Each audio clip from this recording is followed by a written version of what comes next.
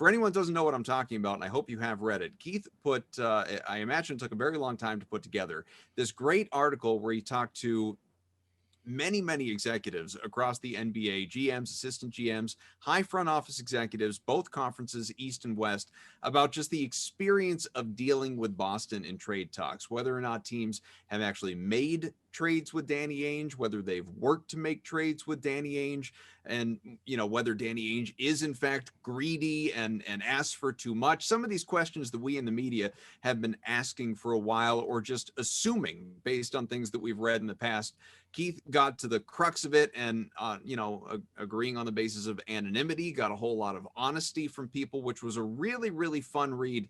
I encourage people go and check out. I will tell you, and Keith, I want you to tell people all about the article, but I will just tell you my initial impressions of it were: 1, it was fascinating; 2, it was funny; 3, even as someone who I think has an understanding, a grasp to some level of the inner workings of the Celtics, hierarchy and process when it comes to things like this, it was a great reminder of just how incredibly valuable Mike Zarren is.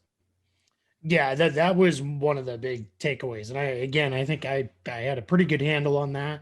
And his impression around the league, whether it be from teams or even the league office itself, he's been the one who's kind of pitched that wheel idea for the draft, where, rotates every, through a 30-year cycle, I think it is, or something like that. And people either seem to love it or absolutely hate it. Which I think when you fall at either end of the spectrum, that's pretty good. Right. So I think, that was a major takeaway, was how well respected he is. The other piece is, and it didn't fit in the theme of it, but just how much people actually like him as a guy. Just over and over and over again, I heard people say, what a great guy he is. He's just, he's a good guy to talk ideas with and different things, and that sort of stuff. And then the other part was, which I may do a follow up later, but how incredibly devoted he is to the Celtics. That if Celtics fans may know, maybe they don't, but he was a season ticket holder. He's a lifelong fan of the team. He has had opportunities. Got the starter jacket. Yeah, exactly. The old school one. Yep. He's had opportunities to go potentially and either be a high ranking member or even run a team in the past. And he's always kind of, stayed loyal to Boston. There's somewhat of an assumption around the league that he's probably Ainge's predecessor, in waiting, as to whenever Ainge decides, I'm done doing this. I've been doing this basketball thing for a long time.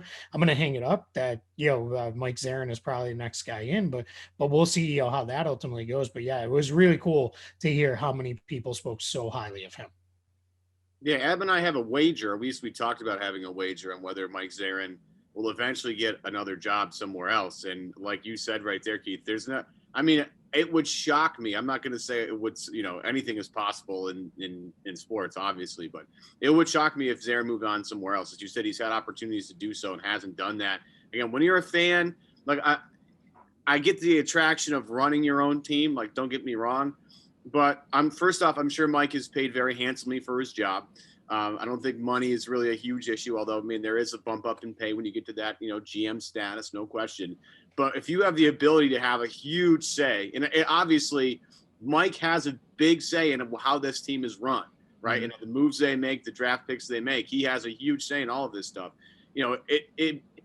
I'm not sure if there's enough money out there or if he's the type of guy that's like, yeah, I want to run my own team to show everybody I can do that. No, it seems like Mike's like pretty content, being the assistant GM to his favorite franchise growing up. Like, that just seems like a pretty slam dunk deal to me. I don't think he's going anywhere, Keith, and it seems like you feel the same way. Yeah, I do. And I think there is something to that is, once you're in a place where you want to be, as long as they're taking good care of you, well, why would you leave? And I think he's making more than enough money to live the life he wants to live. And it can be hard. We've heard these guys, whether it be a coach or sometimes it's even a player, how hard it is to go play somewhere else. I remember Paul Pierce always talking about how he hated the Celtics, and that eventually he, grew and became one of the all-time best Celtics. But yeah, yeah, I have to wonder, Mike Zarren, we know he was in the running for the Philadelphia job at least once, if not twice. If Mhm. he looks at that and says, man, all I've wanted to ever do is beat these guys, how do I go, work for them? I don't know. I've never asked him that personally, but I assume that's got to be at least part of the thinking. There's probably a job security component to it too, right? Not in this sense. Like Mike Zarren, I'm guessing, based on his reputation, his work ethic, the way he's viewed around the NBA, he's never going to be hard up to find a job, obviously. But if you make that leap, if you leave the Celtics to go be the GM of another team, if things don't go well, you're going to lose your job. That's, the guys get fired far more often than they leave on their own or retire in that line of work. That's just the way it goes. Now, obviously, he could find another job immediately after losing that one, even if it's as an assistant GM. But does he want to move his family around the country repeatedly, potentially? Yeah. Or does he want to stay with a place that, like, we've all noted, like this was the boyhood team. This was the dream, I assume, to work for the Celtics. Maybe it was to play for the Celtics, but now to work for the Celtics.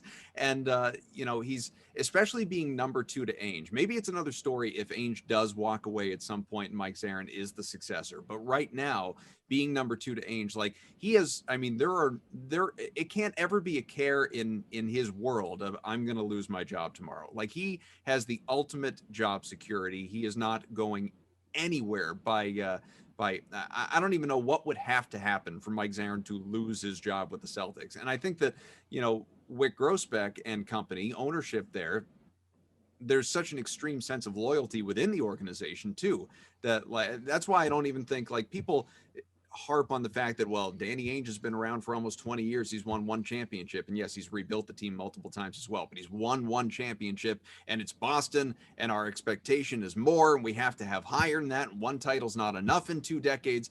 Danny is not going anywhere on Wick's, command. Danny will leave when Danny wants to leave. Danny has a job for life, so to speak. And I think the same is true of Mike Zarren. I think to some degree, I mean, unless things went horribly south, the same is true of Brad Stevens.